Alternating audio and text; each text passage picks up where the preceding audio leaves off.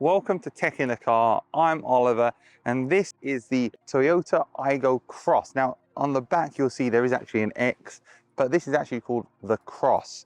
And this is Toyota's small entry-level car, but it's different from the previous generation. So the Aygo started in 2005, and there have been two generations before this up to 2021.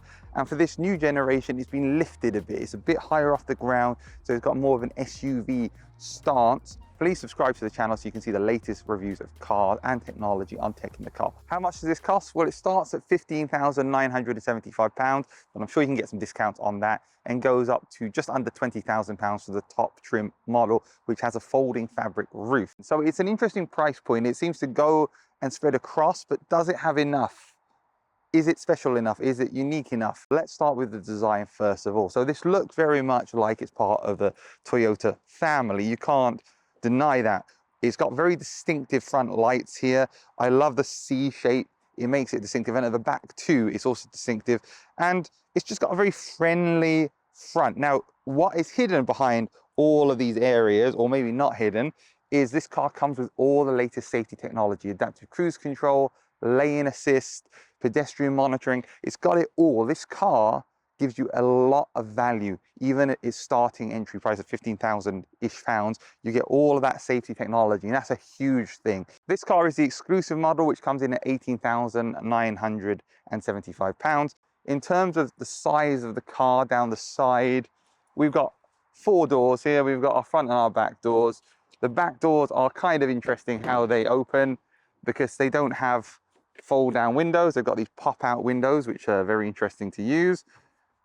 And, you know, they feel a tiny bit flimsy at the back. The front feels a lot better. So let's talk engine of this car. This car has a 1-litre 3-cylinder engine. You can see it's got a very light bonnet, because even though it's got an arm to support the weight, it stays up by itself.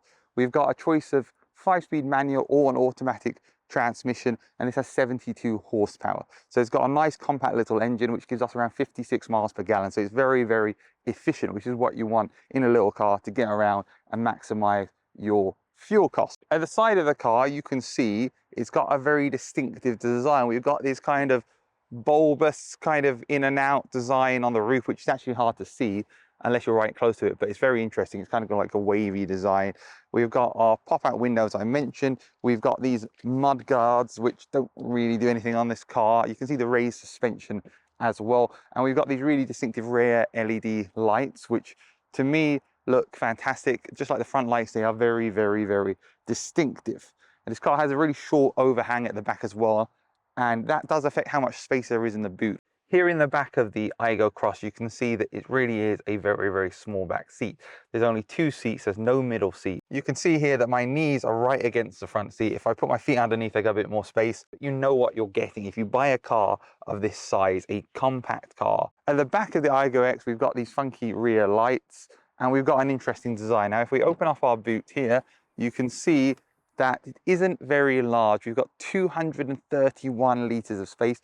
It's quite deep. There is a big loading lip here. The rear seats, however, can go down, which is good to see.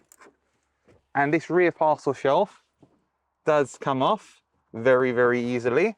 When the rear seat's down flat, there's still a ridge between the seats and the back, but there's a lot more space, more than the 231 litres, and you can fit more in there. So, you know, it's not got the biggest boot. Again, it's a very, very small car. If you're after a small car, which is good value, that's what you're getting. And with striking looks as well. And as you'll see, maybe it drives a bit sporty too. Sitting inside the Aygo Cross, you don't feel the lack of space like you have in the rear. You definitely do feel like there's enough space in the front here. This car is wider, longer, and slightly higher than the previous generation model. And so there is more space here. I actually really like these seats. They have kind of a sporty look to them, which is cool. They are manual, and they're quite high off the bottom of the car, but they have a very good comfortable seating position. The entry-level trim on this car comes with a 7-inch screen, and then it goes up to 8, and then this is the top trim, 9. The steering wheel feels very, very sporty. It's leather. It looks like it's probably the same as other models in the Toyota range, which are more expensive.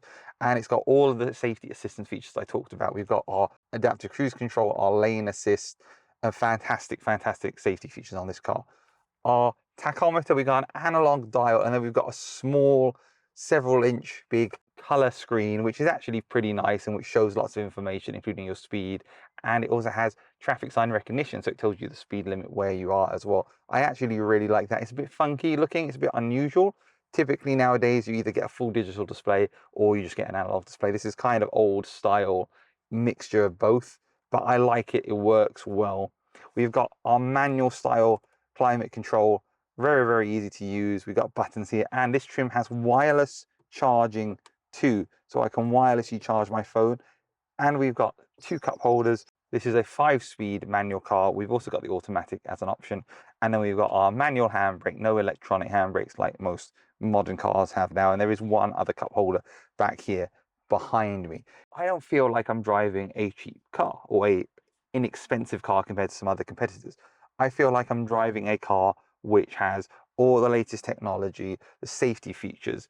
It's just giving me fantastic value. It's not giving me all of those little creature comforts I might like, but I don't really need, but it is giving me the safety features that I do need to keep me safe, to keep my family safe, to keep anyone who's driving this car safe. And when you're driving it, it feels pretty sporty, despite only having a 1 litre 72 horsepower engine. So you're in the market for a small car, which is incredibly good value.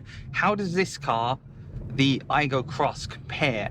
Well, as I discussed earlier in this video, it's got a higher suspension and it looks more like it's designed for the off-road. But when driving it like I am now, it feels quite firm, the suspension. Now, I mean that in a really good way. I like to drive a sporty car. My own car is quite firm, but I know where I am on the road. And often with cars that are not designed to be sporty, you lose that ability to place them on the road. Well, not with this car. Despite having a raised suspension, it's firm, but compliant and comfortable. It means that as I go over the bumps in the road, and in fact, the road I'm driving over right now is very bumpy. There's lots of big holes in the road because there's road works going on, and I feel totally comfortable. Those holes in the road, those bumps are not transferring to me as I'm driving. Yes, you might be able to hear them because I'm talking on the camera and I'm talking quite loud. But in terms of just driving along normally, they don't bother me at all. The suspension feels good to me, and I like that I can move it around and it has a sporty feel. Considering that this is not a sports car, I do like that. In terms of performance, we know that this has a 1 litre 3-cylinder engine with 72 horsepower. This 5-speed manual transmission is a bit notchy, and what I mean by that is when I'm changing between gears, I feel like it doesn't always go into gear that easily. It's not to say that I can't do it, it's just not the smoothest, and you definitely notice it when you get in the car. And that's not a bad thing, it's just an observation that I have. I'm going up a hill here. If I put it into 2nd gear and put my foot down, it feels pretty nippy for the side. Now, obviously it doesn't have a fast 0 to 60 time. We're not going to be breaking any records for accelerating to 60 miles an hour. In terms of interior, well, we know this car has all the latest technology in it. On the steering wheel, I've got all the driver assistance features, lane assist, adaptive cruise control. I love that. For a car to come in at this price point with all of that technology is a fantastic thing. And for me personally, on this channel, I believe that having driver assistance technology is a key to being safe on the road, and anybody that turns off that technology is missing the point. It's not trying to stop you from driving the car, it's trying to make sure that you are safe driving the car, and to include it on a car like this is fantastic. What's my thoughts on this car having driven it? Well, I have to say it feels incredibly comfortable to drive. It handles the potholes really well, just as you would hope. I think the race suspension really helps. It's quite a firm suspension, but it's not firm in the uncomfortable way. It's firm in that you feel like you know where you are on the road. I actually think it feels fairly sporty for what it is, as well as handling the road really well. This 3-cylinder engine could do with a bit more power, and I think I prefer the automatic to the manual. I feel the manual is a bit tricky to change gears, it's a bit notchy, but overall I'm really impressed with this car, the technology, the safety assistance. I think this is a really great car. So what is my tech in the car rating for this Toyota Aygo Cross? Value 4 out of 5, even though it prices from around 15,000 to around 19,000. There's something for everyone, and it's got all the latest technology that you could expect. This car's even got a reversing camera. So 4 out of 5 for value. For technology, I'll give it 4 out of 5. There are very few things that it's missing. It's missing a few things, but still it's pretty good. For parking, well, it's really small. It's got a reversing camera. We'll give it 3 out of 5. For comfort, again, it handles the road really well. I'd give this a 3 out of 5. Maybe a 4 out of 5. Maybe a 3.5 would be more appropriate.